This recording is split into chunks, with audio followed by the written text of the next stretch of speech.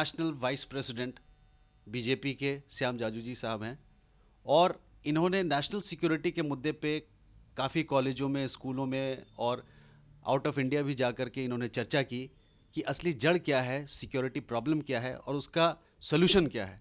आज हम खुद श्याम जी से बात करते हैं। श्याम जी, बहुत बहुत स्वागत है आपका चैनल वन में। आप ये बताएं खुल करके और एग्रेसिवली और बेझिझक बताएं कि असली मुद्दा या असली प्रॉब्लम क्या है सिक्योरिटी का। इस देश में आज़ादी के बाद सिक्योरिटी का यह विषय बहुत कैजुअल लिया गया, लाइटली लिया गया। देश की इंटरनल सिक्योरिटी हो, बाहर की सिक्योरिटी हो, बॉर्डर की सिक्योरिटी हो, समाज की सिक्योरिटी हो, किसी भी विषय को जिस प्रकार से और जिस दृष्टि से देखना चाहिए उसका आज तक नज़रअंदाज किया गया। और आज़ादी के 70 साल बाद भी आज जो समस्या बनी हुई है, देश अनसिक्योरिटी महसूस कर रहा है, बॉर्डर हमारी सेफ नहीं है, देश में आतंकवादी घटनाएं हो रही है और उसको ठीक ढंग से हैंडल नहीं किया जा रहा। यह आज तक की यह इस दर्द की जड़ है। मुझे ऐसा लगता है कि आज जिस प्रकार की सरकार का अप्रोच है, जो विजन है और जिस प्रकार का एग्जीक्यूशन आज हो रहा है भारत में, निश्चित रूप से आने वाले दिनों में ये समस्या नेस्तनाबूद हो जाएगी, ये समस्या खत्म हो जाएगी। इस प्रकार की दिशा भी आज मिल रही है। श्याम जी, आप ये बताइए, अभी आप रिसेंटली मोरक्को गए थे, आपको क्या चीज़ देखने को मिला और किस तरीके से आपको लगता है कि उसको मीडिया में हाईलाइट करना चाहिए?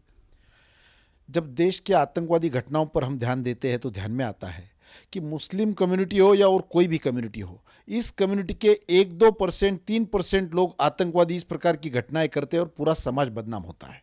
और ये पूरे वर्ल्ड में इस प्रकार का आज सेंसेशन निर्माण हुआ है। मैंने मोरक्को कॉन्फ्रेंस में देखा, वहाँ मार्केश डिक्लेरेशन डिक्लेयर हुआ है, वहाँ 57 अरब देशों से वहाँ प्रतिनिधित्व हुआ, पूरे वर्ल्ड के लोग वहाँ पर आए हुए थे, जूस थे, क्रिश्चियन थे, मैं भी यहाँ से गया था, मौलाना वहीउद्दीन के नाती रामी जी भी मेरे साथ थे।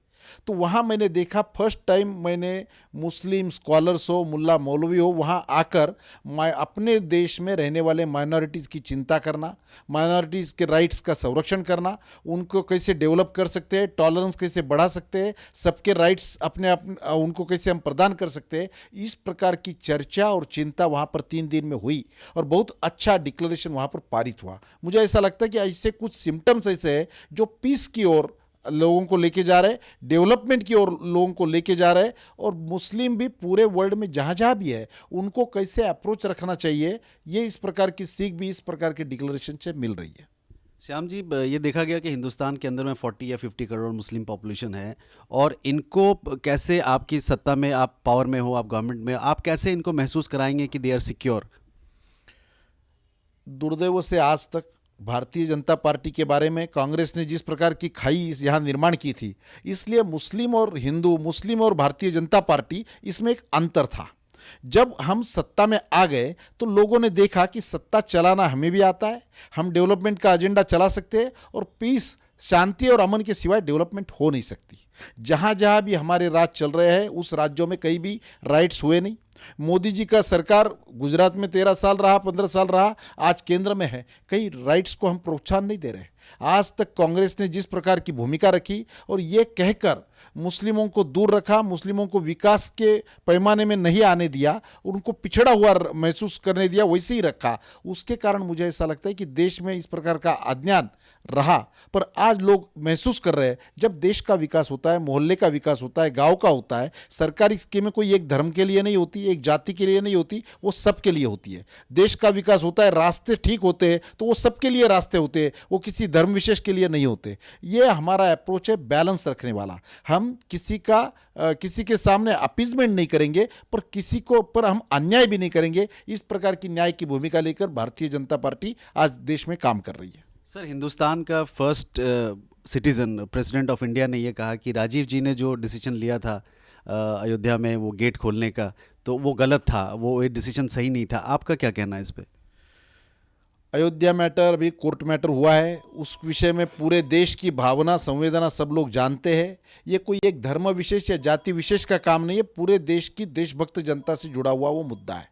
और बहुत से राष्ट्रवादी मुस्लिम भी इस विषय में बहुत अच्छी तरह से सोच रहे हैं और मुझे ऐसा लगता है कि आने वाले दिनों में निश्चित रूप से इसमें रास्ता निकलेगा।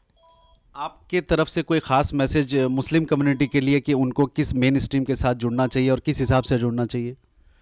मुस्लिम कम्युनिटी में अभी शिक्षा का प्रमाण बढ़ रहा है, मुस्लिम महिलाएं आगे आ रही है, उसमें रोजगारी के नए नए साधन इस सरकार के माध्यम से दिए जा रहे हैं।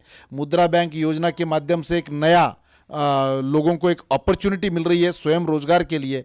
आज तक मुस्लिम समाज अज्ञानता में रहा, शिक्षा में कमी रही और परंपरागत व्यवसायों तक उनका सीमित रहा। बीपीएल परिवारों में सबसे ज़्यादा संख्या मुस्लिमों की है, उनका स्टैंडर्ड ऑफ लिविंग कम है। इसका कारण आज तक केवल वोटों के दृष्टि से उनको देखा गया, उनके विकास के बारे में सीरियस किसने सोचा नहीं था।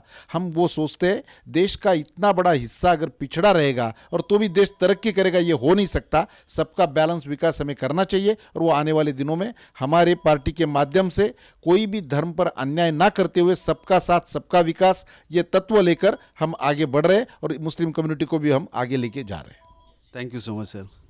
आपने देखा कि आज श्याम जी ने जो बात कही उसमें एक इंग्लिश का स्टेटमेंट मैं कहूँगा कि empty pocket make good holster, यानी कि जेब अगर खाली है तो उसमें पिस्तौल रखना बड़ा आसान हो जाता है। इसलिए इनका मेन फोकस जो है कि ज़्यादा से ज़्यादा यूथ को काम में यूज़ किया जाए, ज़्यादा से ज़्यादा यूथ को रोज़गार दिया जाए, वही मोटो है प्राइम मिनिस्टर नरेंद्र मोदी का। और उसी मोटो को लेकर के सारे लीडर्स चल रहे हैं। और कंट्री अहम है, देश का हित व्यक्ति के हित से पहले आता है। Irfan Shaikh, channel 1 news, new Delhi.